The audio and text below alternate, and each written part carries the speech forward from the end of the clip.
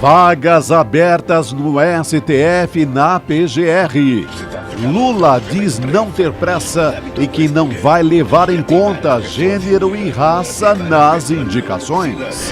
Não precisa perguntar essa questão de gênero ou de cor. A hora dos generais. General Augusto Heleno na CPMI do golpe. Tudo em família.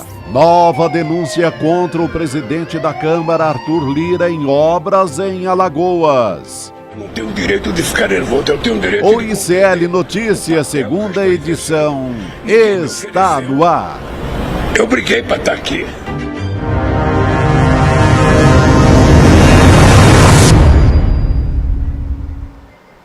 Olá, boa noite, seja muito bem-vindo, seja muito bem-vinda ao ICL Notícias, segunda edição. Estamos ao vivo, segundou por aqui, dia 25 de setembro de 2023. Muito boa noite a você que nos assiste dos canais Instituto Conhecimento Liberta e também Eduardo Moreira no YouTube.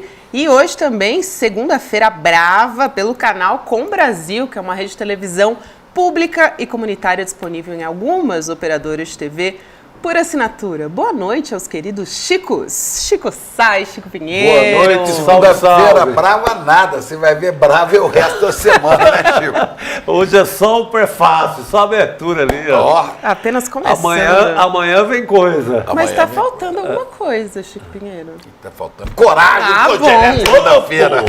Sem coragem não se faz nada. Senão não dá para começar a semana, né? Eu tô aqui cercado de coragem, generais, meu filho, coragem. Porque coragem. A vida é luta reída, viver é lutar. Epa! Vamos embora. Muito bom. Boa noite a você que nos assiste de Arapiraca. Opa, terra do fumo. Terra do fumo. Fumo junto lá, né? Fumo junto. Fortaleza, Canela, Piraju, Rosário, Maranhão, Bom Jesus, Piauí, Piracicaba, Piracaia, Rio Pardo, Indaiatuba. Boa noite a todos vocês, toda a nossa audiência de todas as cidades dos cantos do mundo e também a cidade que está de aniversário hoje, uma delas. Fala o nome dela. Eu deixo a você. Heriutaba, no Ceará. Como é que é, Chico? Terra Você que é boa. cearense. É uma cidade conhecida por ser a maior exportadora de garçons e chefes de cozinha, o povo dos restaurantes do Brasil. Heriutaba tem uma tradição que começa com o Faustino. Faustino que monta um restaurante em Fortaleza. A partir desse restaurante, que hoje é um restaurante famoso, começa a exportar garçom, chefe de cozinha. Heriutaba Quer dizer que nos restaurantes do Antônio lá... Do Belmonte lá? Do Belmonte só tem... Meu Deus do céu, pode perguntar. É isso aí. Ontem eu encontrei um monte de cearense no restaurante do Mosteiro, que ele abriu lá agora também. Então, tá cheio de restaurante, tá cheio de cearense. Mas o cearense é fogo como garçom, ele é danado. E como cozinheiro também. Como cozinheiro. O Heriutaba exporta de tudo. Cozinheiro. E é cozinheiro que fala, né? Sim. E tem cozinheiro aqui, ó. Você chegar aqui nos restaurantes japoneses chiques e na Liberdade toda, todos os sushi man são cearenses. Os premiados da Liberdade, tudo do Ceará. O Ceará exporta japonês pro Brasil. Tá assim com o Japão, tem a mesma filosofia de vida. Heriutaba, região. Também. Hein? E exporta cultura. Cultura. Né? Tudo de bom vem do Ceará. Inclusive Chico Sá. Inclusive Chico Sá. Tamo aí. Principalmente, eu diria. Tamo no jogo. Heriutabense, assim? Heriutabense. Tá fazendo 99 anos. Que beleza. Parabéns, Heriutaba. Olha, eu nunca tinha ouvido falar o nome, eu aprendi hoje, Chico. Boa, garoto. Capital Nacional dos Garçons. Excelente, a gente sempre traz, né? Além de dar o parabéns para a cidade, ainda traz o contexto cultural. É bom demais. Né? Isso aqui é cultura. Datas são cultura. Vamos lá. É isso aí, vamos começar bem a semana informado e já lembro você de dar o seu like, porque às vezes eu vejo aqui, pessoal, comentando no chat, sempre participando, mas e o like, gente? Tem que dar um like aí para apoiar o nosso jornalismo, também ativar o sininho para sempre receber a notificação de que o nosso programa está começando. Então faça esse lembrete aí para você, não deixa de dar a curtida pra gente continuar fazendo o nosso jornalismo. Dá o like, hein? Senta o dedo, custa Senta nada. o dedo no like, não é? isso. Baratinho. Mas também depois entra lá, icl.com.br, inscreva-se. Inscreva-se nos Oh, cursos, melhor ainda. 215 cursos. Agora, para essa segunda-feira, qual que seria o assunto mais importante, meu xará? Eu sei, o que você vai trazer agora é importantíssimo. Qual é? São Paulo? Posso dizer? Diga. A queda do São Paulo, não? A queda do São Paulo ou a vitória do São Paulo? Não tem nada com isso, aqui é galo. Você cuida de coisas sérias, Chico Pinheiro. Aqui é galo. A coisa mais séria de hoje, a história da Sandy e o Lucas. Verdade. Conta aí. Não, a separação é um casamento bastante longo, né? Tá movimentando as redes sociais, não tem como. Ela me mandou de sugestão, falou, começa o editorial falando que esse assunto, depois de 20 e tantos anos, é o mais importante. Urgentíssimo. Aliás, Ledinha, minha mulher, também tinha mandado. Olha o assunto para começar o jornal. Olha o assunto. Ei, a Candinha vive. Eu acho que você não caiu nessa, não. Eu conheço você, acho que você vai para outra linha. Cara, eu caí em coisa muito... caí nas bravatas do general. Tem jeito, né? É uma semana importante, o general É. Augusto Heleno vai depor amanhã, quer dizer, deve depor amanhã na CPMI do Esperamos golpe. que sim. Ele pediu ao Supremo, está nas mãos do ministro Cristiano Zanin, a decisão se ele fica liberado de prestar depoimento ou não. Não sei por que ele estaria liberado. Aliás, ele sempre foi tão corajoso, bravateiro. Pois é. Não lembra? E ele foi na outra CPI do Pois é. DF. Só que era bem diferente a situação, né, Chico? Diz que no CPI do DF, diz que não teve golpe de 64, que não foi golpe. Foi um ato revolucionário de defesa contra os comunistas, viu, Chico Sá? Você também tem cara de comunista, essa careca vermelha. Você não me escapa, né? Total. Augusto Heleno, aquele que falava assim, se gritar, pega centrão, não fica um, meu irmão. Não só não fica, como aumenta. O Bolsonaro foi pro centrão, ele foi junto, olha como é que ele tá. Tá assustadíssimo, porque vai ter que depor, né? Esse vídeo é maravilhoso, né? Pelo que ele virou depois, né? Porque a história não esquece, né? Não, depois perdoa. eles caem nos braços do Centrão, acaba ajudando o orçamento secreto, que é ele e o Braga Neto reinventam o orçamento secreto. Tem também o próprio Bolsonaro dizendo, numa ocasião depois, né? Eu sou do Centrão. Teve isso também. Centrão Seboá. E lembra, na véspera da posse, com aqueles bolsonaristas, um chegou e falou assim, ladrão não vai subir a rampa, viu, Gabela? Não vai subir, não vamos deixar. Aí. Tudo no Centrão e agora tudo. Ele agora está com medo de dar explicações, está querendo escapar. Não sei por quê. E tem mais. A senadora Elisiane Gama fez um pedido para levar o almirante Almir Garnier, aquele almirante que, comandante da Marinha, que teria estado com Bolsonaro numa reunião depois da derrota de Bolsonaro e antes da posse do Lula, olha ele aí. E ele teria topado a proposta de golpe, né? Então, animado, né? Com a possibilidade. Ficou animado, Sonhou. Ia botar aqueles tanques dele que soltam fumaça para ocupar o Brasil e as fragatas, os navios de guerra, todos lá no Lago Paranoá para ver se dava um golpe.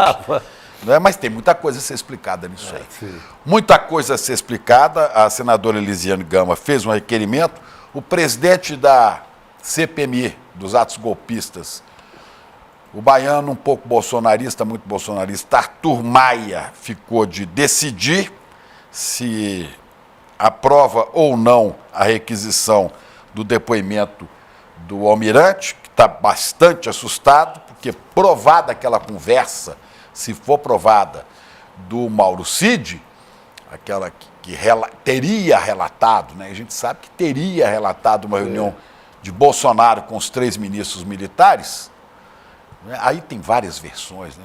Ele teria sido o que propôs o golpe. Não é? Então, ele aceitou, ele entrou, embarcou, né, na parada. Ele embarcou com seus navios, suas fragatas, com tudo, né? Santa Maria pinta e mina. Ele pinta e borda, mas não deu para pintar nem bordar, não, né? Tem outros que deviam falar também, por exemplo, o general Paulo Sérgio Nogueira, que foi o ministro da Defesa, o general Freire Gomes, né? General Freire Gomes, que era o ministro do Exército, comandante do Exército, é esse aqui, ó. Que teria, você acha que esse cara, olhando, falando de pertinho assim com o Bolsonaro, ele seria capaz de ameaçar, prender o Bolsonaro? Chico, eu achava até ver essa foto. Agora eu retiro a minha avaliação. Eu acho ele que é bravo. É muita intimidade aí, né? General Freire Gomes é mais. Diz que ele teria chegado para o Bolsonaro e falou: se o senhor continuar essa conversa, eu vou mandar prendê-lo. Aberturou o Bolsonaro e falou, né? Eu vou mandar prendê-lo. Bom, não prendeu. Como não prendeu os arruaceiros que estavam acampados em frente aos quartéis. Aliás, foi contra o general Dutra, que queria tirar todo mundo dali, e não denunciou a tentativa de golpe do Bolsonaro. Mas disse que se podia chamar também o tenente brigadeiro Carlos Almeida Batista Júnior, que era da aeronáutica, que ficou caladinho, não se meteu em nada, mas quem cala consente. Agora, esse general, Freire Gomes, né, disse que não, ele que não topou por falta de convicção no golpe, ou foi conveniência? Né? Ele disse assim, teria dito, segundo esses relatos. Se a gente fizer isso, vão ser 20 dias de euforia e 20 anos de agonia.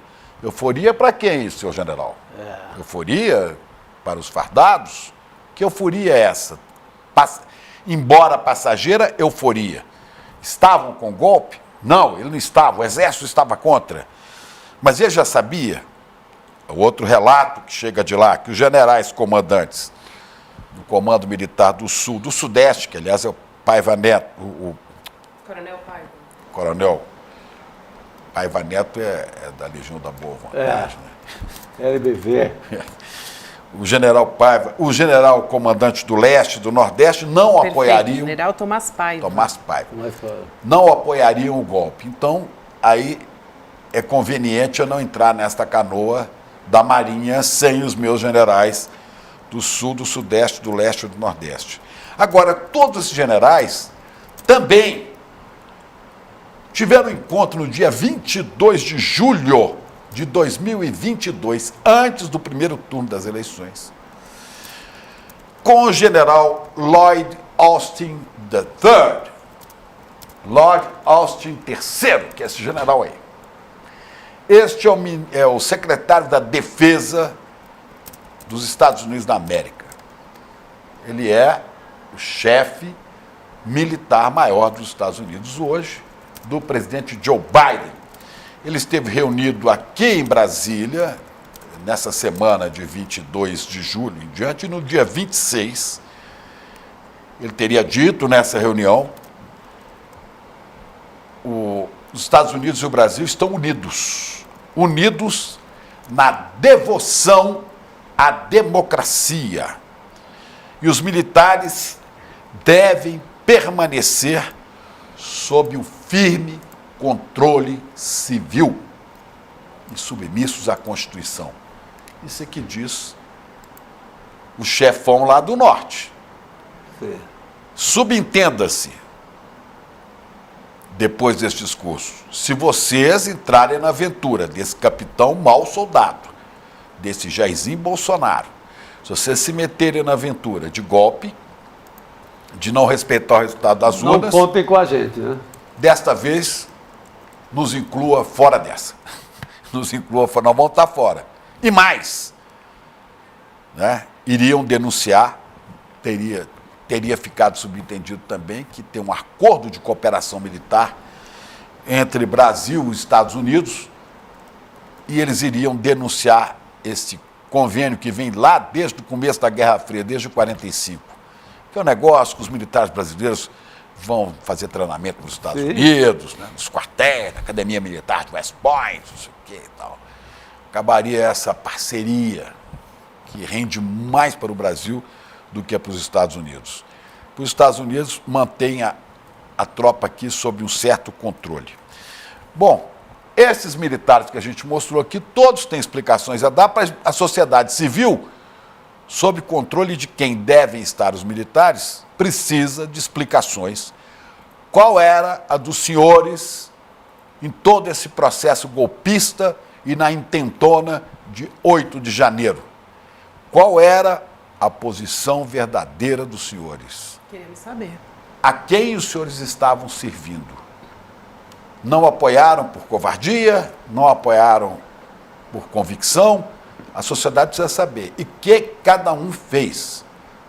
Enquanto isso, o ministro da Defesa está esperando a conclusão das investigações para punir exemplarmente os oficiais, por mais graduados que sejam, que estavam apostando em golpe. Seria bom que se antecipassem e já apontassem aqui na minha arma, fulano. Investiguem que vocês vão achar coisa aí. Né? Bom, é isso aí. Essa semana também tem, amanhã sai, e já vai tarde, Augusto Aras, o procurador defensor geral da República de Bolsonaro. Meu Deus do céu. Vai embora já amanhã. vai muito, tá? E ainda sem definição, né, Chico? É. A gente Sem não definição. sabe. O presidente Lula, o presidente Lula deve deixar, por enquanto, a interina lá, uma interina no lugar dele. Né? Há vários nomes cotados, né? Mas tem um nome que não tem aparecido muito, que gostaria que ficassem de olho, né? Que é o Luiz Felipe Salomão, corregedor do Conselho Nacional de Justiça. Ele estaria bem silenciosamente correndo por fora. É só um palpite. Mais um nome comendo pela beirada.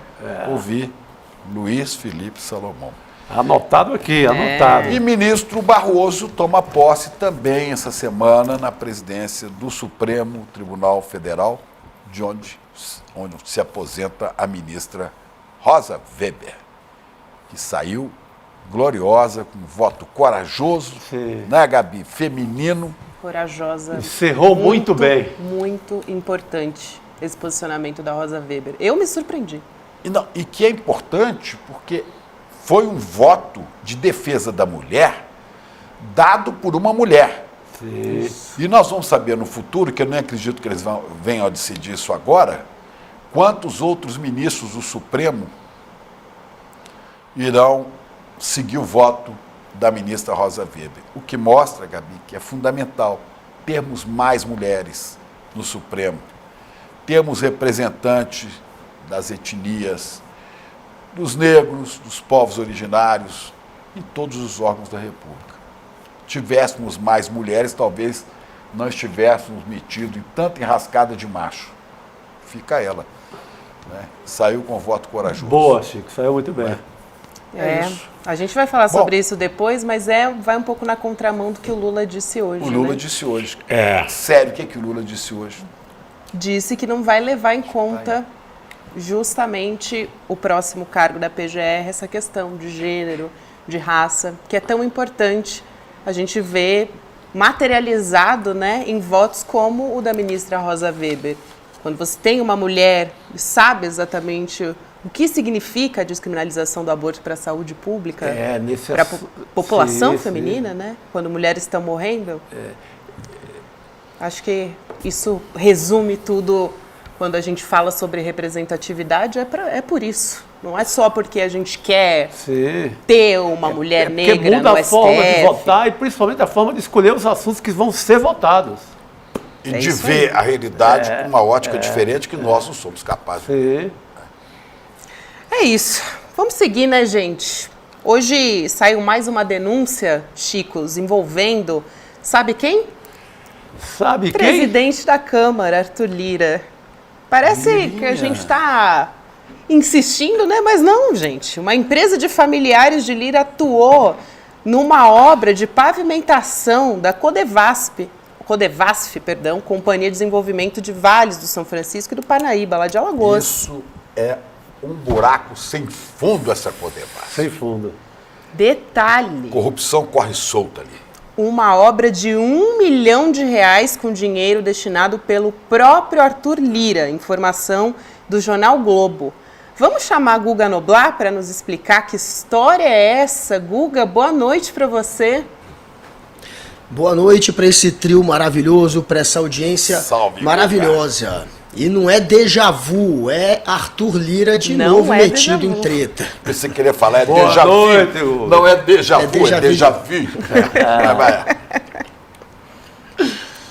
Pois é, Arthur Lira, gente. Arthur Lira, né? O que esperar de Arthur Lira? É mais um exemplo de como atua aquele centrão fisiológico, aquele político que tá todo mundo já enjoado, que usa a política como carreira e que usa o seu poder político para depois beneficiar a sua família, beneficiar os seus aliados e se beneficiar. É mais um exemplo clássico da velha política. O Arthur Lira pega o dinheiro do orçamento secreto, manda R$1.100.000 para uma obra que vai ser tocada pela Codevasf, e aí esse dinheiro acaba parando exatamente em um reduto eleitoral dele, em Alagoas, numa localidade conhecida como Atoleiro, no município de Junqueira, e quem faz a obra, no fim das contas, ou pelo menos atua junto a essa obra, não é a empresa originalmente contratada, é uma outra terceirizada, que é uma empresa exatamente da família do Arthur Lira. Então ele manda o dinheiro para lá, o primo dele, que é o superintendente da Codevasf em Alagoas, o Joãozinho Pereira, e o irmão do primo dele, o outro primo dele, que é o deputado estadual, Fernando, do PP de Alagoas, eles vão lá e usam essa obra para tentar se promover politicamente, promovem o Arthur Lira, dizendo que o dinheiro foi enviado pelo Lira, e contratam a empresa que está no nome da família deles, que está no nome da Zirlene Pereira, que é simplesmente quem? A mãe tanto do Fernando quanto do Joãozinho. Então, a empresa da mãe do Joãozinho, que é o superintendente da... Eu vou falar de novo, para não ficar confuso. A empresa da mãe do superintendente da Codevasf foi contratada, ou pelo menos colocou o maquinário deles nessa obra, que foi uma obra que foi custeada com dinheiro de quem? Do Arthur Lira, que é da família. E aí, esse dinheiro foi usado, portanto, uma parte dele pode ter sido usado, portanto, para contratar uma empresa que é da própria família do Lira, que está no nome da Zirlene Pereira, que é a mãe do Joãozinho, superintendente da Codevasf, e do Fernando, que é o deputado estadual, que usou essa obra para se promover. E na hora de se promover, eles apareceram em um trator que estava com um adesivo exatamente da empresa, da mamãe deles. Foi aí que eles acabaram entregando tudo. Eles agora negam que a empresa foi subcontratada, mas o dono da empresa originalmente contratada para fazer essa obra, que é a Vibal, ele falou que, a princípio, ele falou que contratou sim, que pediu o maquinário da empresa da família do Arthur Lira para usar. A princípio ele disse isso, mas depois tanto o Fernando quanto o superintendente da Codevasf, o Joãozinho Pereira, disseram que só usaram o trator para fazer imagens, que aquilo era só uma ação com imagens, que eles não foram subcontratados. Então agora está no ar a dúvida, contratou ou não contratou, porque, enfim, aí é dinheiro que o Arthur Lira está mandando para a família dele diretamente, se contratou.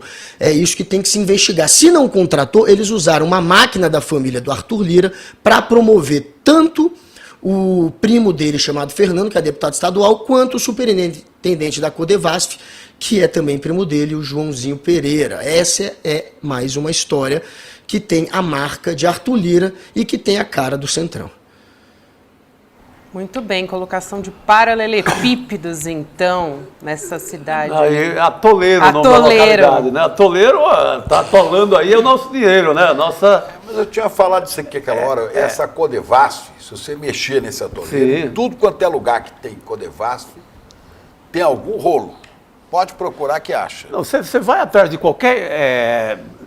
corre atrás do dinheiro em qualquer estado de orçamento secreto, vai chegar lá, vai encontrar um asfalto ligando a fazenda do deputado à cidade. Você não vai encontrar nada que favoreça a população. É sempre assim. Ou vai encontrar a robótica lá, né?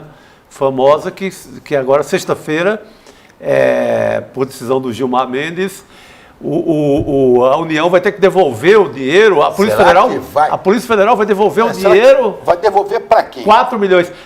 Tomara que seja uma arapuca da Polícia Federal para quem joga o dinheiro lá, quem pegar, opa! Ô Chico, só para quem não acompanhou essa reportagem, né, que é do portal Metrópolis, essa nova denúncia que o Chico está falando, né, que aparece depois que o ministro Gilmar Mendes arquivou os inquéritos sobre os desvios nos kits de robótica. Você conhece esse caso, a gente falou aqui diversas vezes que aconteceu lá em Alagoas, e a Polícia Federal, com isso, deve ter, então, que devolver mais de 4 milhões de reais que foram apreendidos em Maceió e outros endereços também. É isso que você está trazendo aqui. Exatamente. Eu me antecipei aí, Gabi, porque eu não aguentei não falar já desses quatro, perfeito, é isso. Tem tudo a ver com o que a gente está discutindo. Que é todo ali no entorno do Lira. Tem um PM que ganha cerca de 10, um sargento lá ganha cerca de 10 mil por mês, e que tem contratos públicos de quase 1 bilhão no Brasil inteiro.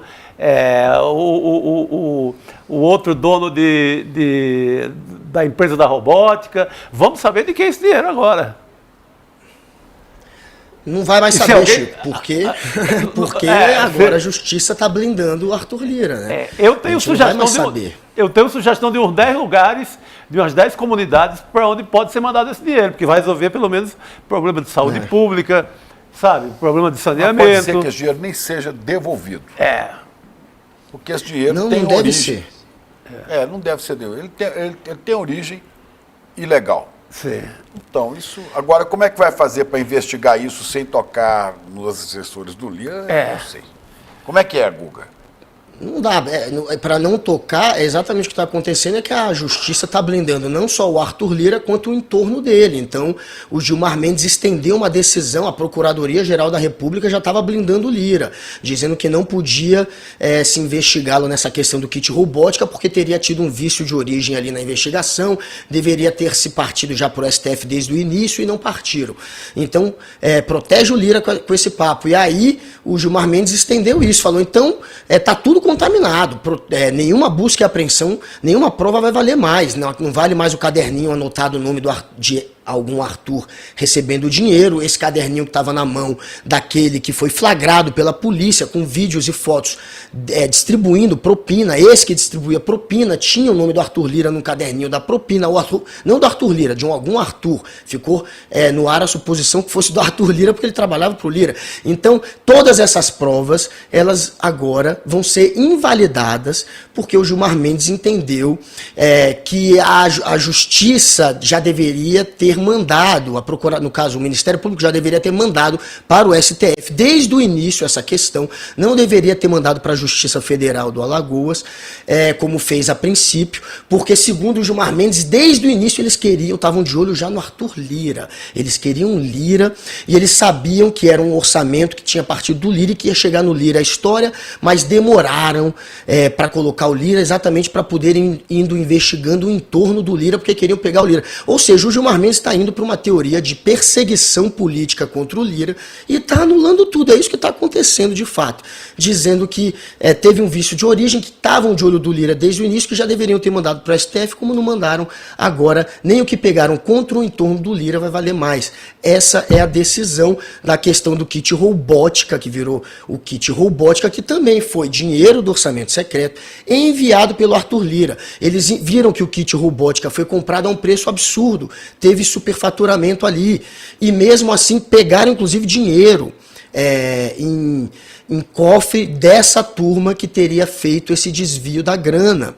Esse dinheiro vai ser devolvido para um desses suspeitos e nada mais vai ser usado. Eles estão de fato conseguindo enterrar essa história. Vamos ver se essa de hoje, que ainda não é um caso de corrupção, por enquanto é um caso imoral, mas pode se tornar um caso de ilegalidade, também vai ser logo mais escanteado ou não, né? Afinal de contas, ele mandou, como eu falei, dinheiro para uma empresa que foi contratada pela Codevasf, que é a Vibal, e essa Vibal usou o maquinário da empresa da tia dele, da tia Zirlene, e os primos dele, que são os filhos da Zirlene, o Joãozinho e o deputado federal, ainda usaram esse momento para se promover politicamente.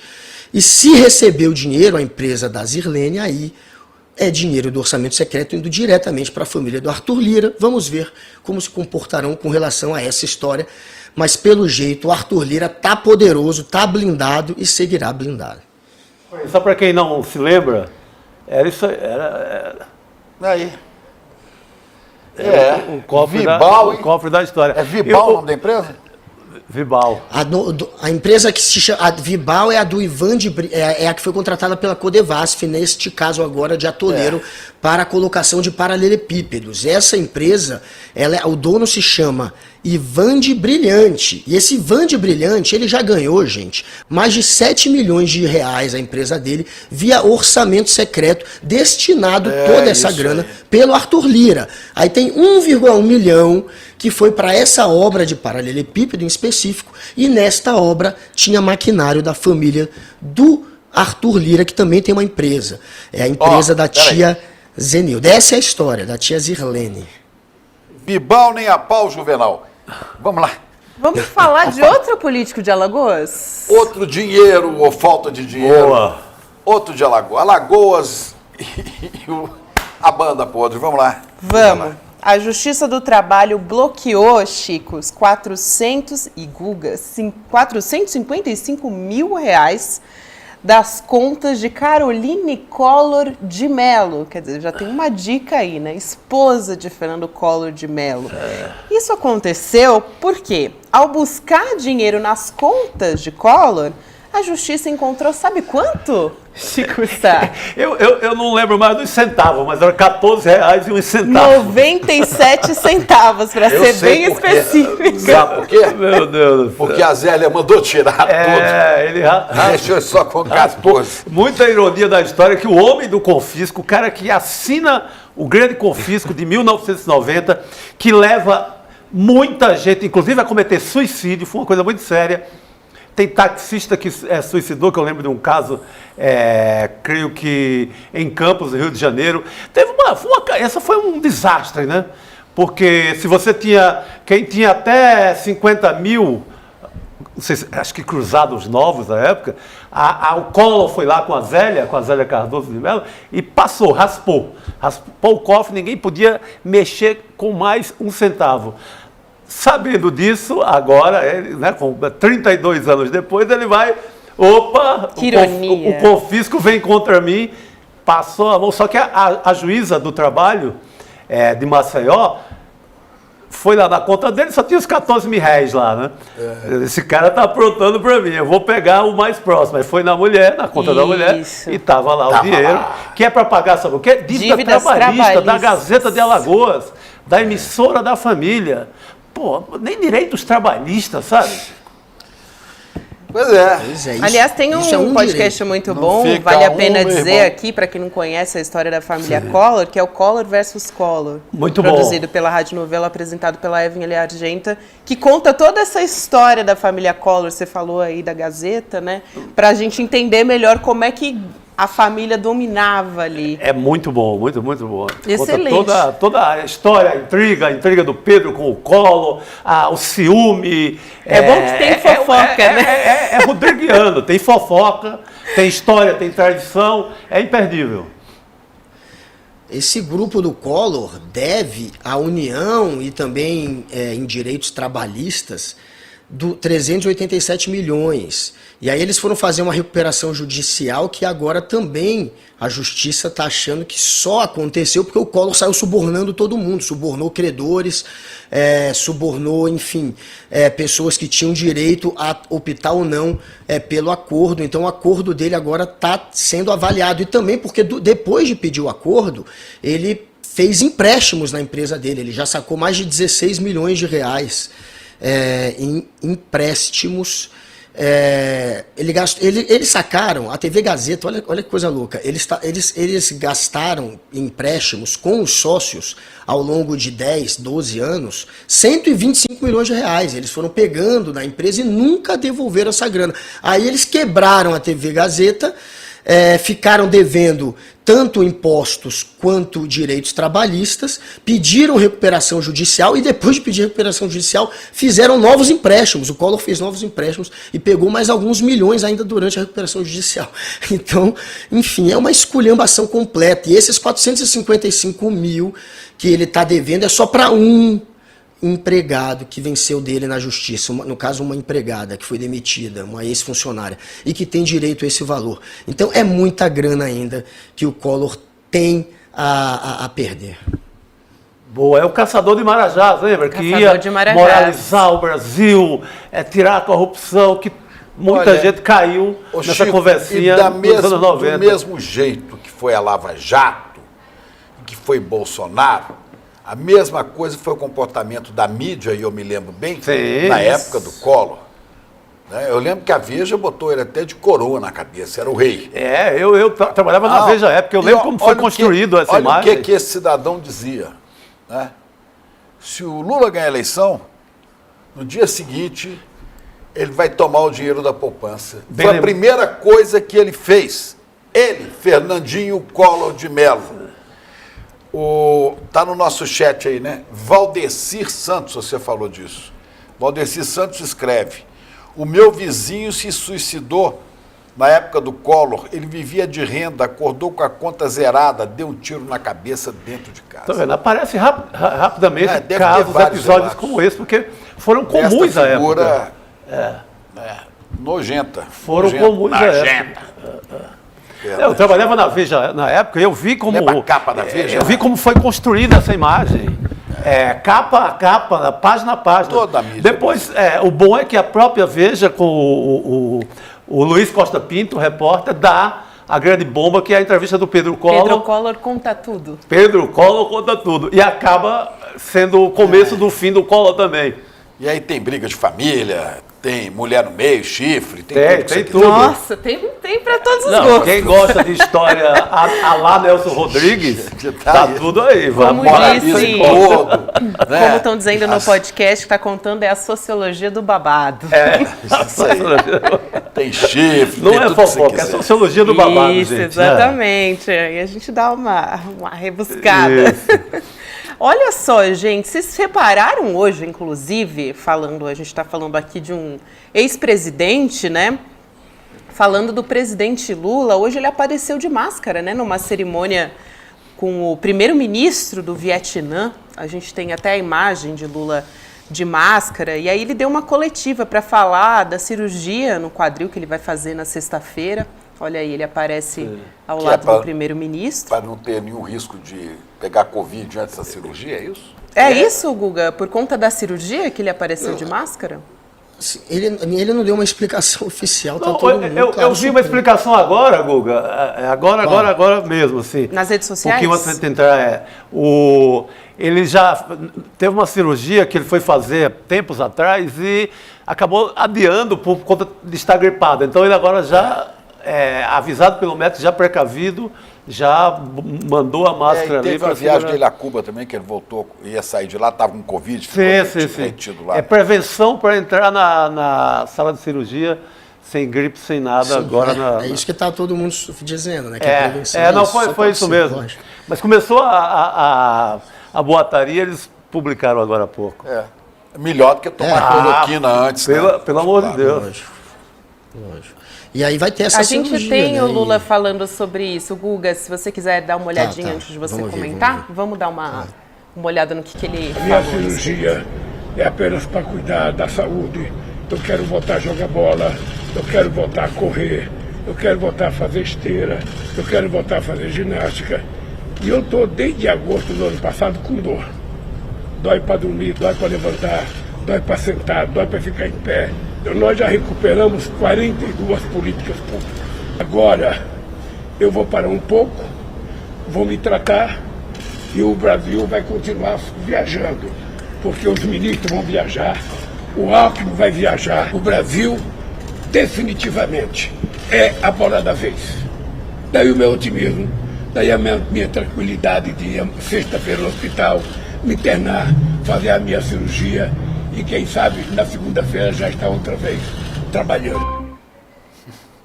Olha aqui, tem só para terminar aqui, tem vários relatos aqui também de gente que impressionante, né? Como toca de cola. Desculpa dar essa cortada. Ô, Chico, é impressionante como toca as pessoas mesmo, né? E tem um sujeito mal informado para danar aqui, um tal de Paulo Borges. Chico Pinheiro critica agora, e fez em caixa alta.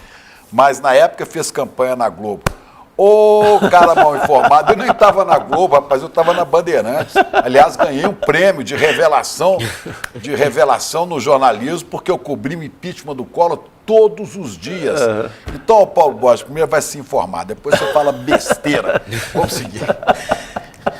O Lula vai passar aqui O cara acha que você nasceu na Globo, né, Chico? Acha que você nasceu lá já dentro. tinha passado pela Globo. Você já tinha sabe, Minas, outras histórias, né? Paulo Borges, vai ver lá como é que chama o do professor Lindener. Lindener. Provocação histórica. Estou lá contando um monte de coisa, estou no Flow histórica. Podcast também, contando essa história da profissão. Você vai entender um pouquinho mais, viu? Paulo Borges que jogava no Bangu, né? Vou jogar no Ponta Bangu. direita. Desculpa, cortamos. Não, eu estava pensando aqui, antes do Guga concluir, é bom ter um presidente que sabe usar máscara, né? É importante, a gente até estranha, né? Não sei se vocês Respeita lembram de a uma ciência. imagem, não sei se a gente tem imagens aí de um presidente que não sabia muito bem como é que usava máscara, botava ficava de assim todo meio... jeito, botava na Ficava meio cara. confuso, né? Não Botava sabia. no olho, Porque pra não ver. ele aprendeu com o Pazuello, e o Pazuello colocava pior ainda, né? Melhor imagem, né, que a gente tem, que é aquela máscara que ficava só no nariz do Pazuello era Pazuello.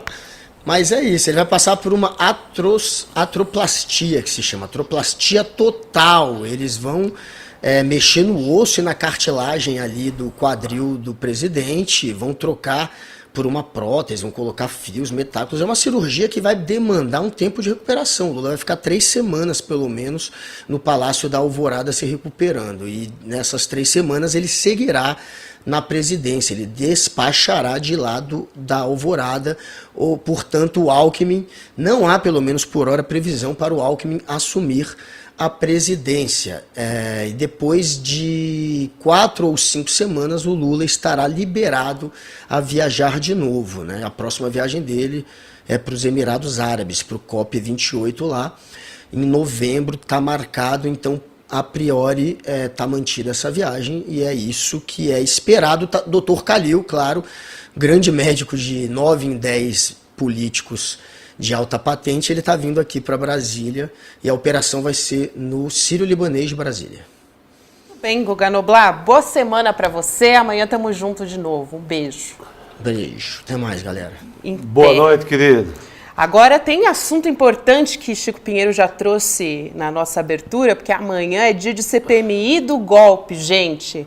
Muito esperado, né? Tá previsto o depoimento. Depor, entendeu, Gabriela? Quem é? Bom, já demos aí a dica, né? Eu tô tentando Muito me bom, depor. Chico. Já Você pedi ao ministro do Supremo, entendeu? Ele mesmo, o general Augusto Heleno, que foi chefe do Gabinete de Segurança Institucional de Bolsonaro, depois de dizer para a CNN no domingo que ele iria depor, hoje a defesa de Heleno entrou com um pedido para ele não ser obrigado a depor. Recuou, né?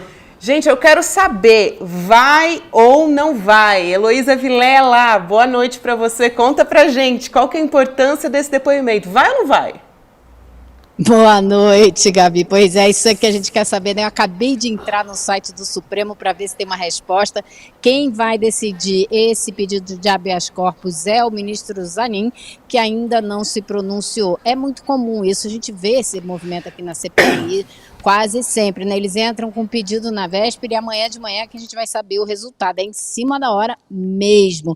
E isso já tem sido um problema nas últimas semanas, porque 2 ministros já deram esse tipo de parecer, conferindo ao convocado para depor o direito de nem aparecer.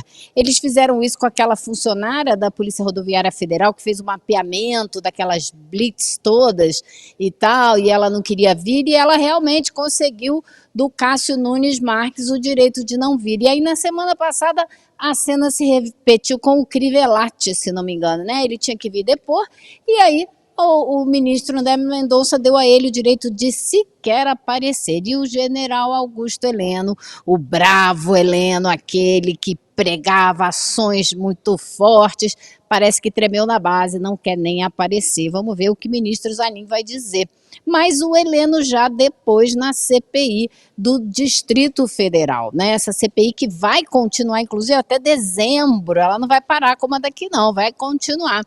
E lá, eu me lembro que foram 2 coisas que me chamaram muito a atenção no depoimento dele lá. Primeiro, que foi no final do depoimento, ele tentou fazer uma defesa do golpe de 64. E a plateia que estava lá não permitiu, ele foi vaiado, as pessoas gritaram, abaixo a ditadura nunca mais. Ele não conseguiu acabar de falar. Agora, durante o depoimento, gente, teve uma hora que ele, sim, deu uma aula de golpe. Ele disse que não houve golpe porque para ter um golpe é preciso uma liderança e que se tivesse combinado tudo até que dava, mas não foi isso que aconteceu. Enfim, foi uma declaração bastante absurda. Ele também disse que confia mais ou menos nas urnas eletrônicas. Então foram várias colocações assim bastante duvidosas que deixaram com os deputados do Distrito Federal a impressão muito forte de que ele faltou com a verdade. E agora ele não quer nem vir depor, não quer nem enfrentar os deputados e senadores do Congresso Nacional. Essa decisão do Zanin vai ser muito importante, não só por causa do Heleno, né, mas por conta da existência das CPMIs mesmo. Se você pode pedir para não depor, que papel, que força, que importância que tem uma CPMI, se ela acaba com os convocados sendo evitando a CPMI por ordem do Supremo. Então, existe toda uma discussão que está acontecendo. Na semana passada, o presidente da CPMI, o Arthur Maia, chegou a marcar uma audiência com a presidente do STF, a Rosa Weber, mas depois voltou atrás, porque, segundo eu soube aqui nos bastidores, haveria uma discussão em andamento dentro do STF para tirar uma posição comum para ser adotada daqui para frente. Vamos ver, o resultado desse habeas corpus do Heleno vai dar aí um caminho. A gente espera ansiosamente para ver o que vai acontecer. Vai acabar que ele vai ter que depor. Eu acho que o silêncio é uma garantia que todos têm. Ele está assustado que ele achou deixar que o de não Haiti ir, era acho que ele não vai entendeu? conseguir. Aqui não é o Haiti, general Heleno. Não é o Haiti, aqui é o Brasil. A defesa dele diz que ele está sendo chamado como uma testemunha, mas que, na verdade, ele está sendo tratado pela CPMI como um investigado. Porque, claro, teve aquela reuniãozinha para propor um golpe de Estado, né?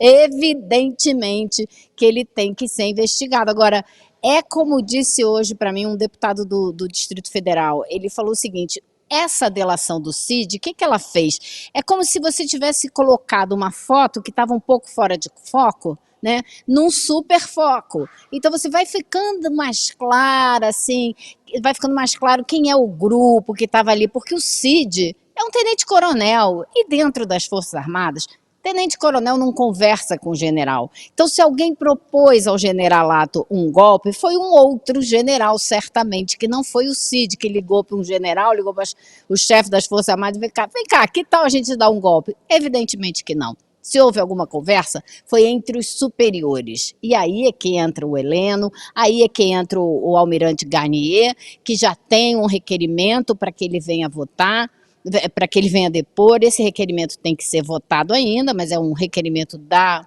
relatora Elisiane Gama, e amanhã isso aqui promete ser uma queda de braço violenta para votar os próximos requerimentos, né? Porque o pessoal bolsonarista quer trazer para cá o comandante de um dos batalhões da Força Nacional, que é um conhecido bolsonarista, para depor.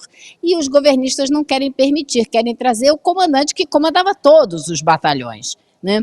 Então vai ser aí uma queda de braço para ver quais serão os requerimentos votados, e o presidente da comissão, Arthur Maia, diz que vai votar em bloco. Então vai ter que ter um acordo a respeito do que vai entrar nesse bloco, para aí sim ele colocar esses requerimentos em votação. Vai ser a primeira coisa que eles vão fazer amanhã. Elô? Não vai ser o bloco do eu vou sozinho, não, viu? Não vai ser, não. E só para complementar a informação da Elô, a coluna do Estadão disse que o Heleno ativou um modo não sei de nada sobre a delação de Mauro Cid. Porque, sabia tudo. Sabe o que ele tem feito? Ele tem dito aos interlocutores ali, o pessoal do entorno dele, que ele não vai se manifestar sobre essas informações de que ele teria sido citado na colaboração do ex-ajudante de ordens Mauro Cid. Então, é isso que está sendo ventilado ali no entorno dele, né, Lu? Só para não deixar de dizer aqui o que a gente tem de expectativa. Mas vamos ver no que vai dar, né, gente? A gente vai ter que esperar. Ele se apresenta como um cara que é técnico, que não é político, que nunca fez político certo. Conta para outro, né? Ele é técnico. técnico em quê? Só de for de futebol, minha filha. Esse técnico. Técnico em dar golpe. Técnico de golpe. Ele era todo corajoso, mas depois da delação do Haiti, Cid ele era mudou. macho pra danar. Não, no Haiti era o. Da turma Não, durante o governo agora. Bolsonaro, ele foi super valentão, corajoso, não é? Sim. Ele enfrentava o STF, ele incentivava que se enfrentasse o STF. Agora foi lá pedir socorro ao STF para não ter que depor na CPMI. Sabia de tudo, viu? Estava em todas as reuniões. Há relatos que ele também estaria nessa reunião denunciada pelo coronel Mauro Cid. Ele sabia de tudo. Ele era um assessor super qualificado do capitão. Sim, não, ele que dava Com ideia. certeza. Né? Se o capitão era um boçal, ele era um general. Aí é outra coisa. Exatamente. Vamos fazer aquele vídeo do general que Heleno? Ficamos devendo aquele Isso. belo vídeo. Vamos trazer pra gente colocar o trecho, né? Relembrar e Vai lá, vídeo. General fala, Heleno general. interpretando Quero Bezerra da apenas Silva. colocar a minha posição em relação ao movimento de 1964. As coisas são vistas só de um lado. Como sempre, isso acontece. As coisas são vistas de um lado. Quer dizer, o deputado acha que o movimento de 64 matou mais de 1.000 pessoas, o que não aconteceu. Acha que foi um movimento de vingança, de ódio, quando o movimento de 64 salvou o Brasil de virar um país comunista. Isso não tem nenhuma dúvida. Peraí, gente, pessoal, todo mundo falou, eu não vou conceder deputado Gabriel, eu não vou conceder questão de ordem aqui. O general está colocando a posição dele. O senhor esquece das organizações terroristas que existiam no Brasil na época. Muita gente do lado da Revolução foi vitimada. Isso aí faz parte da história do Brasil. Não dá nem para ouvir isso, né? E eu acho que o pior é que esse vídeo, assim, a gente não ouve porque o microfone da Câmara do DF, o microfone ele não capta o áudio do que as pessoas ali estão falando, né? O que é uma pena, porque houve uma reação muito forte ao discurso do Heleno tentando defender o golpe de Estado de 1964, como se a ruptura econômica, a ruptura democrática fosse motivo de enaltecer, né? E as pessoas gritaram muito lá, ditadura nunca mais, né? Chega, foi bem forte aquele dia, eu estava lá, me lembro bem. Ele fala de movimento, agora ele fala de revolução. Vamos ver se alguém ouve aí.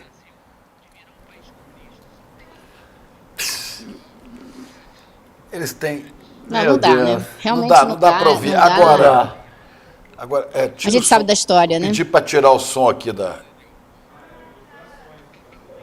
não dá para ouvir. Não dá para ouvir. Não dá. Na época a gente tentou, aí, inclusive, mostrar e não conseguiu. O que não é dito aí é que foi um golpe que derrubou um presidente eleito. Tá bom, era vice-presidente, mas o João Belchior Marques Goulart, o João Goulart, ele foi eleito na chapa que elegeu Jânio Quadros presidente. Jânio renunciou, Exatamente. O Jango assumiu, era um presidente legitimamente eleito, cumpria o seu mandato, mas os militares brasileiros estavam envolvidos naquela história da Guerra Fria, se o Brasil virar comunista, toda a América vai virar, América do Sul vai virar comunista. Aí sim, Chico, com apoio lá dos camaradas do Norte. Os camaradas do Norte mandaram apoio para cá, mandaram até uma quarta frota de fuzileiros navais da Marinha, que estava estacionada no Caribe, eles vieram para a costa brasileira.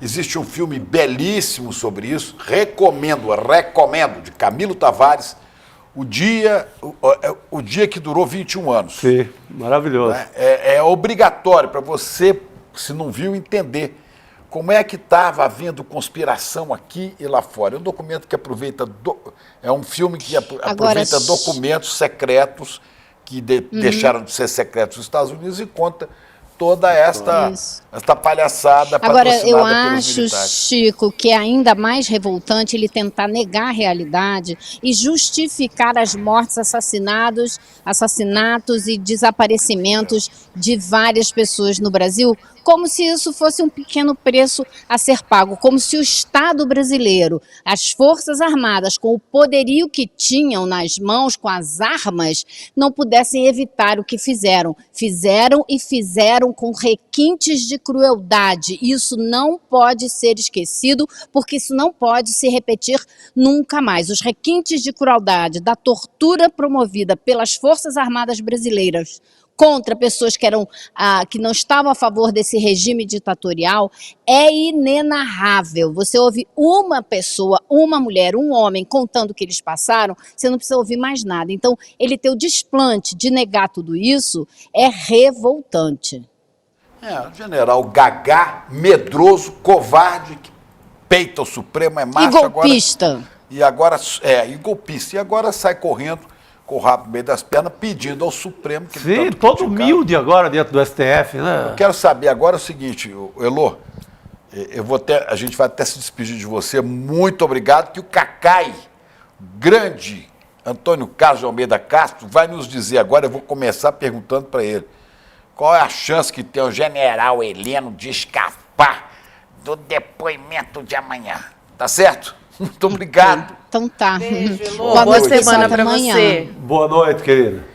Cadê ele? Cacai! Boa noite, Cacai! Grandes Chicos, tá bem, queridos? Oi, Gabi, tudo bem, querida? Boa Boa noite, noite, querido, Cacai. tudo certo? Bem-vindo. E aí, Cacai, o general Heleno tem como escapar da CPMI amanhã? Chico, a jurisprudência do Supremo, tradicionalmente, obrigava a pessoa a ir, ainda que com o direito de ficar calado, porque no Brasil, pela Constituição, ninguém é obrigado a se autoincriminar, né? Nós tivemos agora uma decisão do Cássio, que disse que a pessoa estava desobrigada de ir. Isso é muito grave, porque, na verdade, tem que haver um equilíbrio entre os poderes, né? A CPI ela é um braço do Poder Legislativo, com fortíssima atribuição, porque ela tem os poderes inerentes ao Judiciário, mas a tradição da jurisprudência tranquila era que a pessoa não é obrigada a fazer prova contra ela, mas ela tem que ir. Vamos ver com quem vai cair. Eu não sei se já foi distribuído, eu passei o dia trabalhando, não tive tempo de ver com quem vai cair esse habeas corpus. A regra é que ele vá. É o Zanin, é o Cristiano Zanin, que é o ministro que vai analisar. O ministro Zanin, penso que vai seguir a tradição. Ele é um ministro novo na casa, com experiência na área criminal. A jurisprudência da casa é determinando que a pessoa vá, ainda com o direito de ficar calada. Essa é a jurisprudência. Agora, então, essa é a expectativa. É direito de ficar calada quando a pessoa está indiciada, quando já está sendo, ou não? Ou qualquer um? Não, na realidade... Ele não está sendo acusado de nada? Essa é uma confusão que se faz, né? Ninguém é obrigado a fazer prova contra si, nem a testemunha. Então, todo mundo seria chamado para depor enquanto testemunha e não como investigado, chegava lá e fazia as perguntas que pudessem, de alguma forma, incriminar a pessoa. Essa é uma regra brasileira que eu acho que permanecerá. Mesmo sendo testemunha, ela pode optar. Por isso é que é importante ter um advogado presente na sessão, né? Que a pessoa... Qual é o problema disso aí? Eu tenho alguma experiência em CPI. É que a pessoa vai lá e responde a 20 perguntas, normalmente. Aí, de repente, tem uma pergunta que é um batom na cueca. E aí a pessoa fala, eu me julgo o direito de não responder.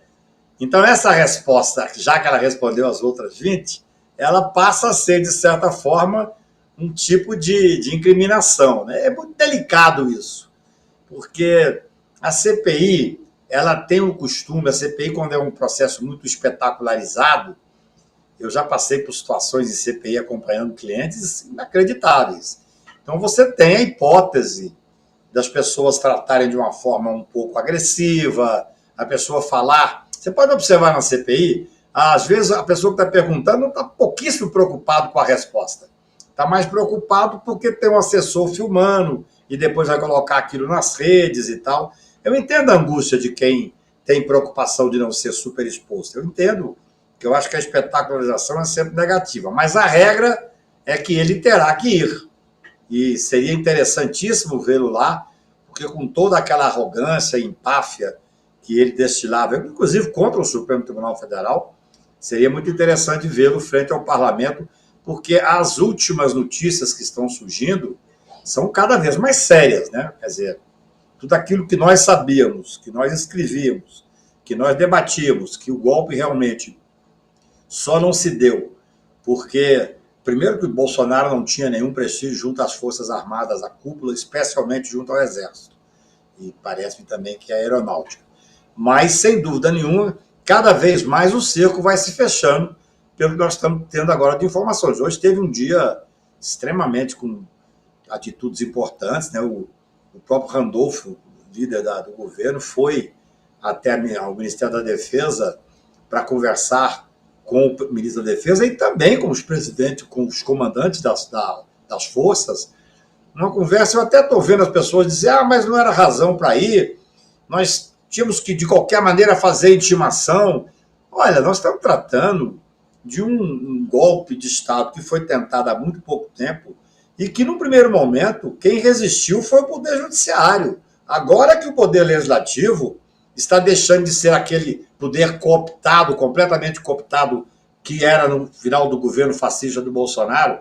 Então é muito bom que as coisas se deem com esse cuidado devido. Se eu não acho isso exagero, não. A conversa com o ministro José Múcio, hoje, junto com o líder, eu vi parte deles da parte de fora do Ministério, achei muito civilizada e correta. Tanto é que a resposta dos comandantes foi o seguinte, olha, não precisa nem dizer quem vai ser chamado. Quem for chamado irá e nós garantiremos. É muito importante isso. Nós estamos aí no momento pós-traumático, vamos chamar assim. O trauma do 8 de janeiro ainda está muito presente. Os julgamentos não se deram. Ainda não chegamos, talvez a investigação já tenha chegado, mas nós ainda não sabemos quem são os militares que vão ser envolvidos. Agora nós temos, provavelmente, pelo que tudo está indicando, o chefe da Marinha, imagina, um almirante. Nós temos que ver, Gabi, que dos 8 comandantes da Marinha hoje, 7 da Marinha no dia 8 de janeiro, 7 ainda estão no comando. Isso é uma coisa muito grave. Quer dizer, vamos trabalhar com seriedade, com afinco, a palavra... Nós vivemos momentos nos últimos dias, porque às vezes as pessoas... Não está na hora de fazer esses arroubos, não. Está na hora de fazer o que tem que ser feito. Aquela informação, se confirmada, que quando o Bolsonaro levou a hipótese do golpe, o comandante do Exército disse que se o senhor, Vossa Excelência, continuar nesta linha, terei que prendê-lo, aquilo é histórico. Nós não podemos desprezar os fatos e fazer qualquer arroubo aqui do lado de cá agora. Temos que ver o momento em que vivíamos. Vivíamos o presidente da República, o comandante em chefe das Forças Armadas. Tudo aquilo que a gente falava, Chico Sá, há muito tempo atrás, que o Bolsonaro era um homem desprezível, que não tinha respeito, que a Força Armada não o respeitava, ela se resume, se verdadeira for, nessa frase. Exato. Olha que coisa inacreditável, o comandante do Exército falar, se Vossa Excelência continuar nessa linha, sou obrigado a prendê-lo. Isso é histórico. E veja bem... Se é que disse, né, Cacai? Se é que disse. Agora, não tendo prendido, ele não deveria ter levado isso, sei lá, para o Supremo, para o PGR, para onde fosse. Prevaricou. Ele está vendo o cara armar um golpe. Na frente dele, fica quieto? Só perguntando. Essas questões todas têm uma delicadeza. Primeiro que eu não estou acusando ninguém porque eu não tive acesso à delação. Se verdadeiro e se comprovado, é de uma gravidade enorme. E eu vou te dizer uma coisa, Chico. Claro que eu sou mais velho que você, minha barba branca já demonstra isso. É nada. Eu tenho direito de achar. É nada, você é mais novo que eu. Eu tenho o direito de achar que ele fez correto, porque se um comandante do Exército dá uma voz de prisão em flagrante para um presidente da República em exercício, o Brasil teria entrado numa conturbação que eu não saberia dizer qual seria a saída.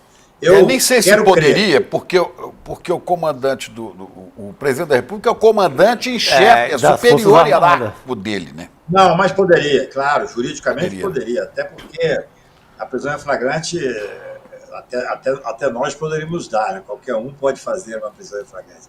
Mas eu quero dizer É como o Brasil está passando por um momento rico, delicado e acho que de fortalecimento das instituições. Quer dizer, a reunião, pelo que soube, hoje no Ministério do Exército foi extremamente relevante.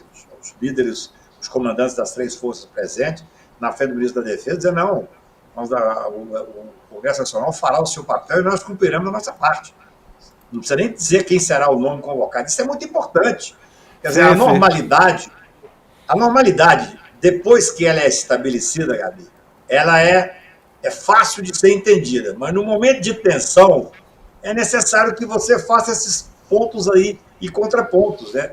Eu acho que agora averiguar se é verdade que houve essa conversa, o comandante da Marinha, o ex-comandante da Marinha, vai ser chamado a depor na CPI, isso é importantíssimo. Por isso é que é importante que, ainda que com a espetacularização, que não seja simplesmente dado a esse general Heleno o direito de sequer comparecer. Isso enfraquece a CPI. Enfraquece a CPI. Eu vou te dizer o seguinte, eu não critico o advogado que pediu, não. Eu não advogaria para esses golpistas, mas em situação extrema, se eu tivesse numa outra CPI, eu às vezes recomendasse o meu cliente a fazer isso, porque se a jurisprudência for essa. O direito é para ser usado para socorrer a pessoa nos momentos de crise, de maior dificuldade. Mas o ideal, nesse momento, seria que nós fizéssemos um cidadão que foi comandante da Marinha há muito pouco tempo. Esse general Heleno, com todo o poder que ele tinha, a arrogância e petulância que ele tem, ele teria que dar para satisfação à nação brasileira. Não é possível que um general do Exército, ainda que da reserva, jocoso, agressivo, ele agora vá se esconder através de uma liminar para não prestar satisfação àqueles que ele tantas vezes ele insultou. Acho que agora é hora de nós levarmos as pessoas a depor na Comissão Parlamentar de Inquérito.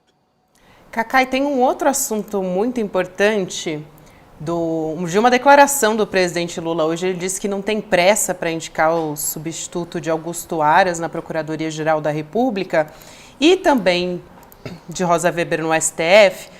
E o mandato do Aras termina amanhã, né? A gente está aí nessa expectativa.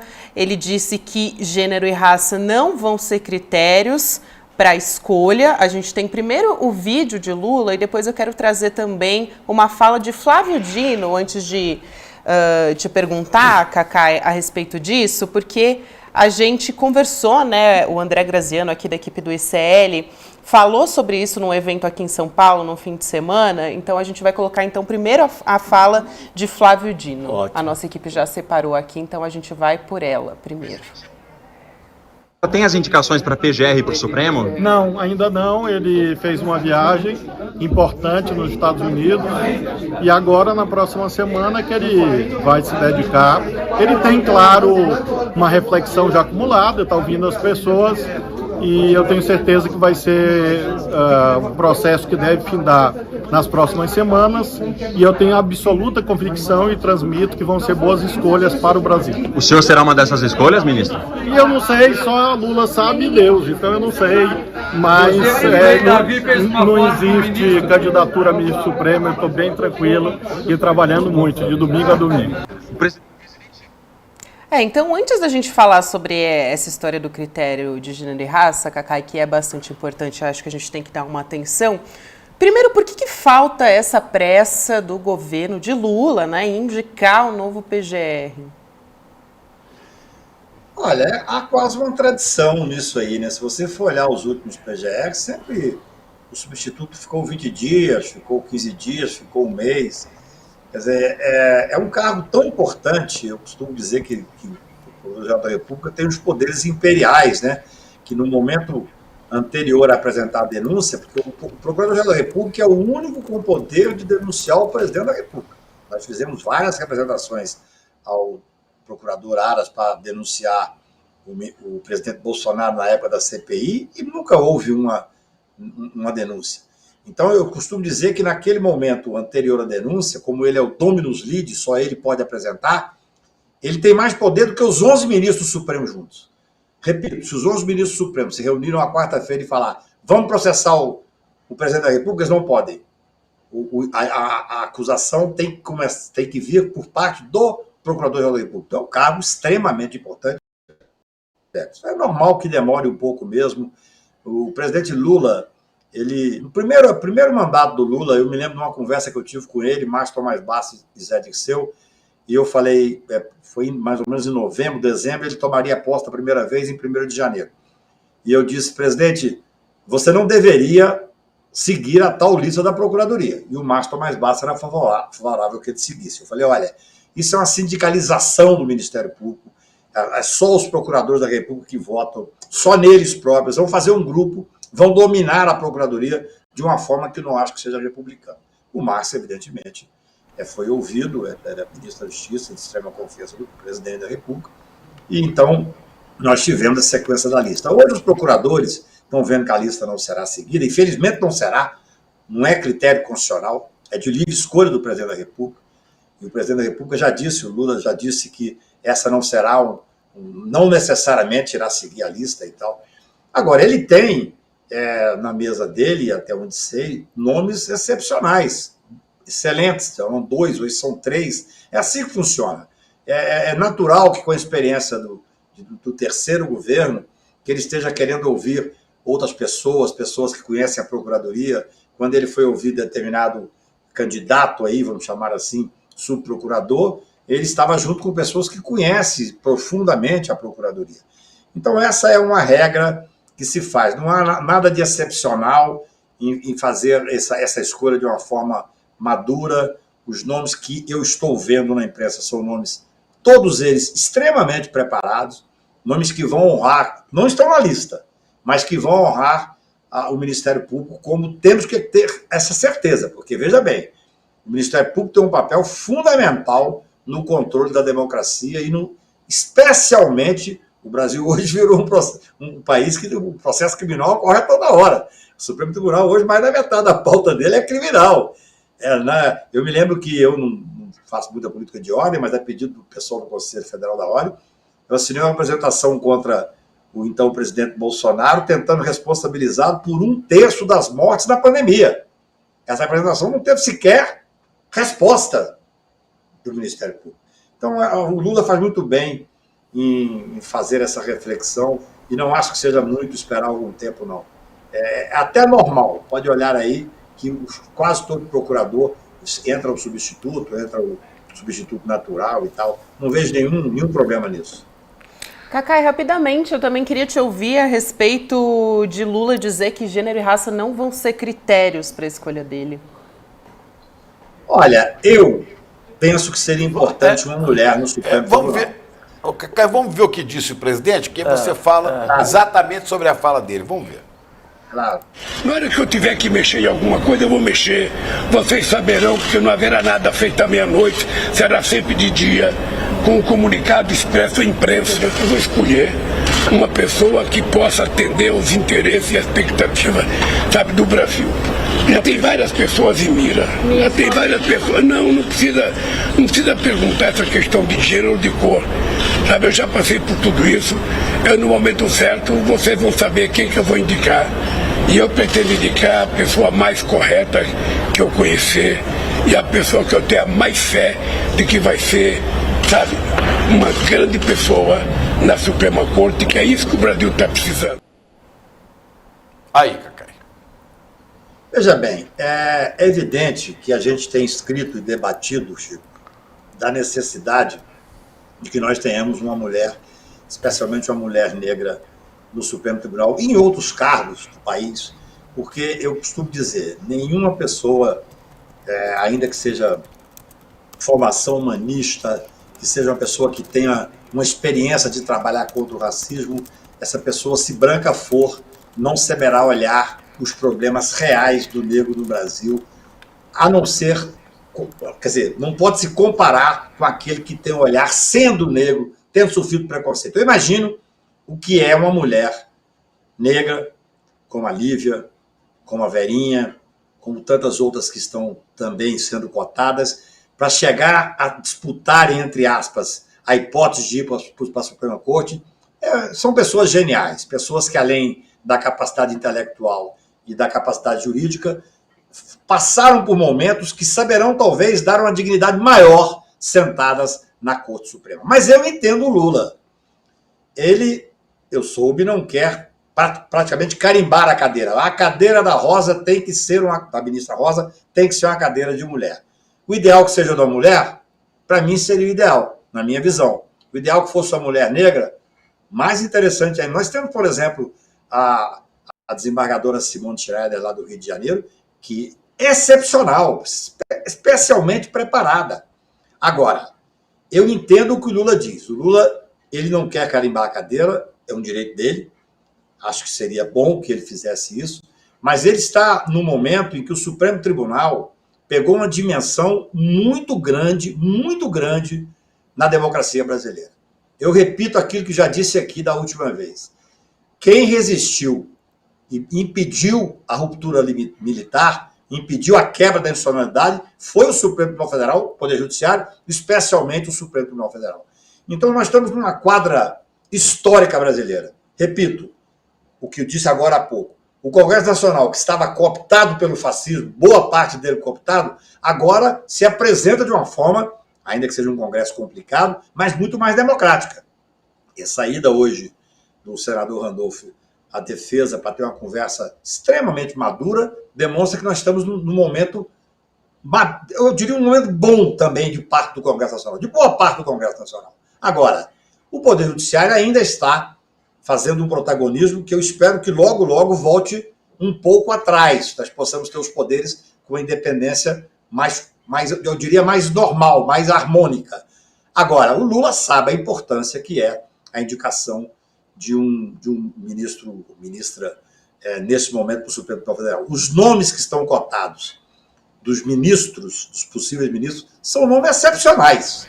São nomes que eu acho que para o momento brasileiro seria extremamente importante também. Eu prefiro ficar com a experiência do Lula e acreditar que ele fará uma grande indicação. É isso, Cacá. Eu acho que primeiro, boa, se for uma mulher, é o ideal. Se for uma mulher negra, é mais do que o ideal. Sim, seria... Agora, primeiro tem que ser alguém capaz de estar à altura do cargo de ser ministro supremo. Né? Porque podia, por exemplo, não tem que ser mulher, então vou mandar a Damares para lá. Pelo amor de Deus. Quer dizer, claro. Não pode ser esse o critério. Para com isso. Pois é. Damares tem que ir para o Supremo como ré. Sim, exatamente. E de ré, já vai de retro. É isso, Cacai. Obrigado. Nós temos um VT para passar aqui sobre o escândalo da Braskem em Maceió, mas isso é conversa para outro dia. Você brilha às segundas, Cacai, aqui. A gente agradece demais você estar conosco. Obrigado. Privilégio, Cacai. Boa noite, querido. Abraço grande. Volta semana que vem. Beijos. Isso aí, o Chico já deu a deixa, né? Hoje é o 4º episódio dessa série especial do ICL Notícias sobre um dos maiores desastres ambientais em áreas urbanas. Um desastre em Maceió, Alagoas, cometido pela Braskem, que é uma empresa de mineração e petroquímica. Foram mais de 50 mil pessoas desalojadas. É uma série de reportagens especiais que a gente está mostrando aqui na voz e reportagem de Heloísa Vilela da nossa equipe. Acompanhe a partir de agora.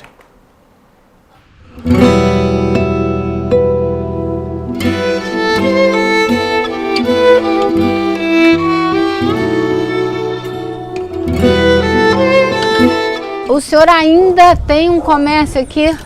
Tem, porque é meu ganha-pão, né? O mercadinho do seu Erivan ainda está aberto, mas ele praticamente não tem clientes. As coisas tudo ficando fora de validade. Ele e a família moram no epicentro do que já é conhecida hoje como a maior tragédia socioambiental urbana do planeta. O afundamento de 5 bairros do centro de Maceió, em Alagoas.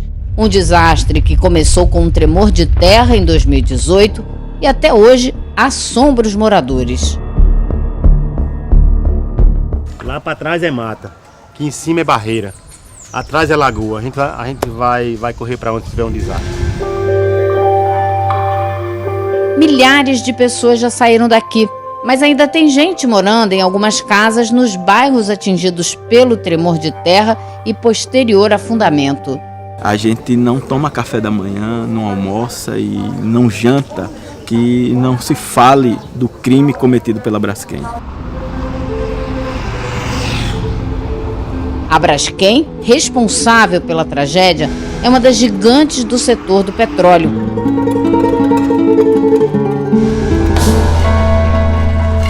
Foi a mineração da Braskem na capital alagoana que há 5 anos transformou a vida de milhares de pessoas. Conhecidos como flechais, o Flechal do Alto e o Flechal de Baixo não chegam a formar um bairro. São ruas que fazem parte de Bebedouro, bairro histórico da cidade. Foi um dos bairros que iniciou Maceió. Um dos bairros mais atingidos da capital está afundando. Algumas partes já viraram ilhas e não podia ser diferente. Quanto mais baixa a renda dos moradores, mais difícil é a negociação para a retirada deles daqui. Para seu Erivan, proprietário da casa e do mercadinho sem clientes, a Braskem ofereceu R$30 mil para virar dona do lugar onde ele viveu a vida toda. Perdi meu tempo de juventude aqui, dia de domingo, dia de sábado, eu trabalhando, deixando de estar descansando. Hoje dá a casa por 30 mil. Essas pessoas ainda estão aqui porque essa área não foi considerada de risco. Segundo a Braskem, o único problema aqui é que esse canto do bairro ficou isolado com o esvaziamento em volta. A justiça está obrigando a gente a permanecer num lugar desse. Dá R$25 mil, chega no RP. Dá R$25 mil pra gente continuar morando num lugar desse. A oferta para seu Antônio foi de R$25 mil. Se não aceitar, ele, como todos que estão ainda nos flechais, vai ter que conviver com a água brotando do piso da casa e das calçadas. Lá em casa a gente não pegou, porque se pegar, tá dando quitação dos danos que já causaram e outros danos que vier futuro. Tá dizendo lá. Lá, no caso, é o primeiro dos 3 acordos que os Ministérios Públicos Estadual e Federal, a Prefeitura de Maceió e a Braskem fecharam sem consultar quem mora aqui.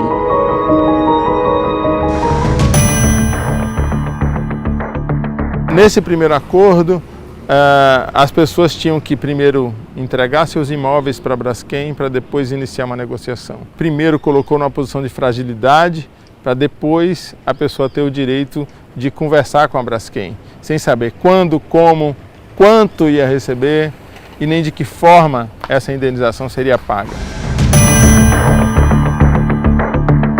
Nesse acordo socioambiental, a Braskem ficou dona, ficou com o direito de uso dos territórios que ela tomou, dos quais ela expulsou as vítimas. Ela também teria direito de explorar os bairros afetados se conseguisse fazer a estabilização do solo e se o plano diretor da cidade de Maceió permitisse.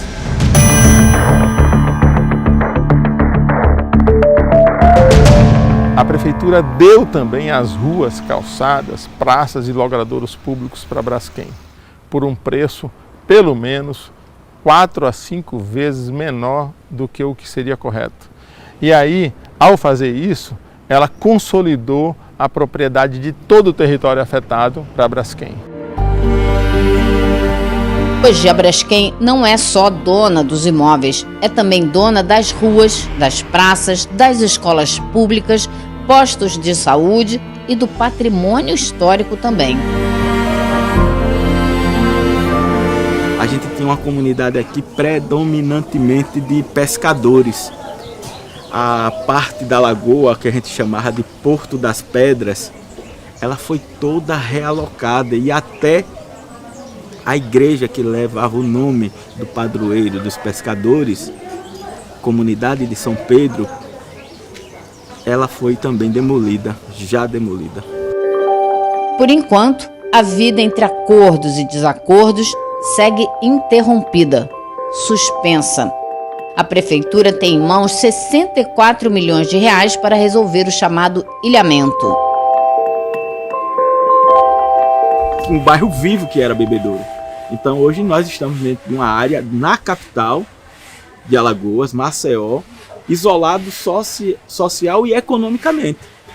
Para se comprar 1 quilo de feijão, 1 quilo de arroz ou mesmo uma proteína, uma carne, você tem que sair daqui para outro bairro para comprar.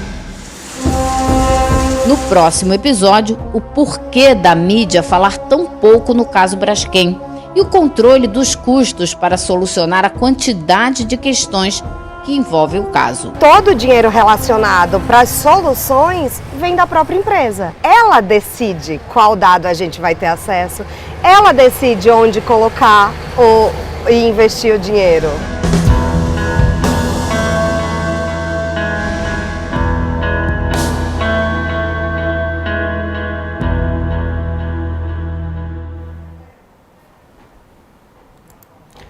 A gente tem uma resposta da Braskem, né, Chico Pinheiro? A gente consegue trazer. Aqui a resposta da Braskem. Vamos lá. Vamos lá. A Braskem desenvolve ações em Maceió, Alagoas, com foco na segurança das pessoas e na implementação de medidas amplas e adequadas para mitigar, compensar ou reparar impactos decorrentes da desocupação de imóveis nos bairros de Bebedouro, Bom Parto, Pinheiro, Mutange e Farol.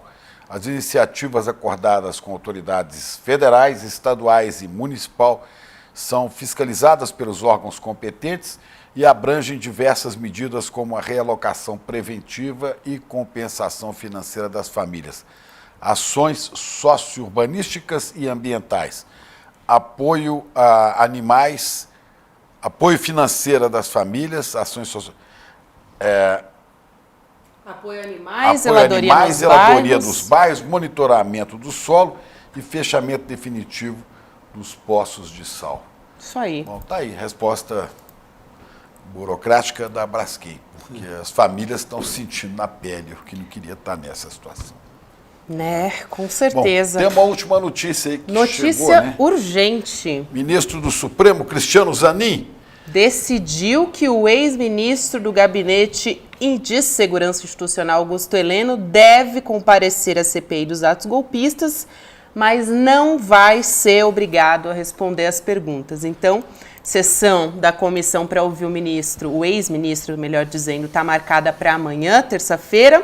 A defesa do general Heleno é que tinha pedido para ele não comparecer, alegando que ele foi convocado para depor como testemunha, mas é alvo de acusações nos requerimentos de convocação, né, Chico Sim, Sá? o Cacai acertou em cheio, ele achava que ia predominar o repertório do STF, que é, a pessoa pode ficar calado, porque a Constituição assegura isso.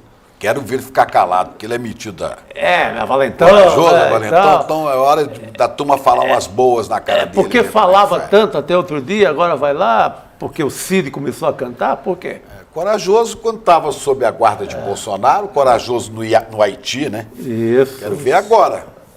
E o Zanin diz assim, que ele entendeu, né, nesse posicionamento dele, que vai falar como testemunha e que só deve dar informações sobre os pontos que fazem parte do tema da CPI, dos quais ele tenha conhecimento. Então, foi o que disse o ministro Zanin. Amanhã a gente acompanha, então, e vamos embora, né?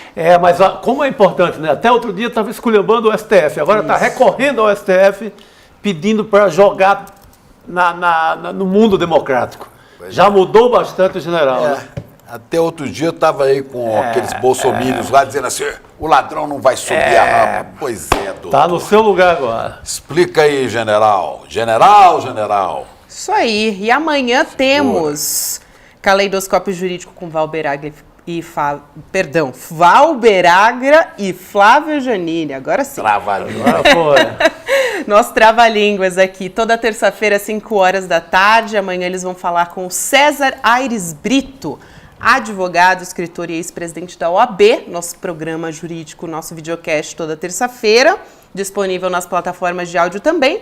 E você fica agora com o Sinapse CL, Robertinha Garcia, César Calejon. Meus queridos entrevistam Laís Bodansky, cineasta. Que bacana. Entrevista interessantíssima, hein, gente? Chique. Vamos ficar de olho. Agradeço a você que nos acompanhou nos canais do Instituto Conhecimento Liberta, Eduardo Moreira, também a audiência do canal Com Brasil. Boa noite, meus queridos chicos, e até amanhã. Boa noite, querida Gabi. Audiência é meu xará. Vai lá, segura. Aqui, segura na mão de Deus e vai. Eita, nós. Valeu, Sorte. comunidade CL. Tchau. Um beijo. Eu tenho certeza que em menor ou maior grau você sofre com os problemas de estresse e ansiedade. E para aprender o que fazer nessas situações, a gente convidou o Monja Coen, uma das maiores lideranças espirituais do Brasil, para dar uma aula, uma palestra, no dia 28 de setembro, uma quinta-feira às 8 horas da noite, no horário de Brasília. Para você poder participar é super simples, é só clicar no link aqui em cima ou aqui embaixo. Em poucos segundos e gratuitamente, você vai estar inscrito. Se inscreve agora, chame seus amigos e amigas para participar também. Ninguém pode perder essa aula.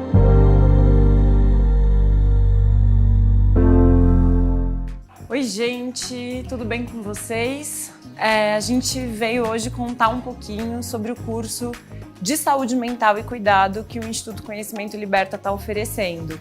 O curso é comigo, Bia. E comigo, Renan. Nós somos psicólogos, professores, trabalhamos com formação e com cuidado em saúde mental e a gente quer propor para vocês uma discussão bastante crítica e necessária sobre o campo da saúde mental. Nesse curso da gente, que faz parte dos mais de 200 cursos do Instituto Conhecimento Liberta, a gente vai pensar sobre as questões da saúde mental, para além da loucura, para além do adoecimento, para além da psicopatologia, pensando questões como direitos humanos, gênero, raça, classe, sexualidade. Então, venham juntos e juntas discutir com a gente. Olá pessoal, tudo bem? Meu nome é Marco Lourenço, eu sou professor de História e divulgador científico e eu tenho um convite especial para você, que ama futebol, mas sobretudo entende que futebol não é só um jogo. Eu tenho um convite para você participar do meu curso aqui no Instituto Conhecimento Liberta, O Mundo Acontece Entre Copas. Essa é uma viagem no tempo em que a gente pode observar fenômenos políticos, sociais, culturais que impactaram a história contemporânea, observando as Copas do Mundo. Então, se você entende que futebol, história, política, cultura, economia estão todos entrelaçados, não deixe de assistir o curso O Mundo Acontece Entre Copas aqui no ICL, Instituto Conhecimento Liberta.